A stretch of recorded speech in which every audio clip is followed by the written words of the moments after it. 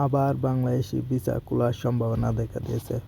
বাংলাদেশি নতুন নবনিযুক্ত রাষ্ট্রদূতকে সংবর্ধনা অনুষ্ঠানে শুক্রবার এই সম্ভাবনার কথা জানান বাংলাদেশে নিযুক্ত আরব আমিরাতের রাষ্ট্রদূত।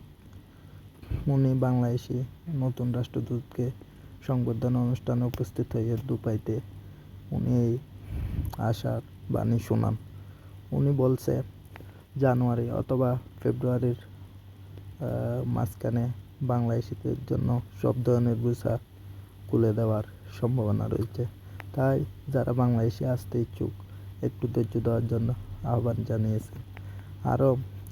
আরব আমিরাতে আগে কাজ করত প্রায় 7 থেকে 8 লক্ষ লোক, বর্তমানে কাজ করতেছে প্রায় 12 লক্ষ লোক।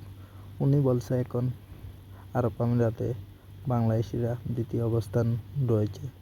তাই সবাইকে ধৈর্য ধরে এই দেশের নিয়মকানুন মেনে কাজ করার আহ্বান জানিয়েছে বাংলাদেশি নবনিযুক্ত রাষ্ট্রদূত। তো এই যে দেশে থাকতেছে প্রবাসীদের আইন কানুন মেনে চলার আহ্বান জানিয়েছেন। আর যারা আপনারা আসতে ইচ্ছুক আর একটু ধৈর্য ধরুন, হয়তো বাংলাদেশি ভিসা জানুয়ারি অথবা ফেব্রুয়ারির মাঝখানে খুলে যাওয়ার সম্ভাবনা রয়েছে। বাংলাদেশিদের সবচেয়ে পছন্দের গন্তব্য হচ্ছে আরব আমিরাত। তাই আপনারা আর একটু এতদিন ধৈর্য ধরছেন, আর একটু ধৈর্য ধরেন আর আমার চ্যানেলটি সাবস্ক্রাইব করেন।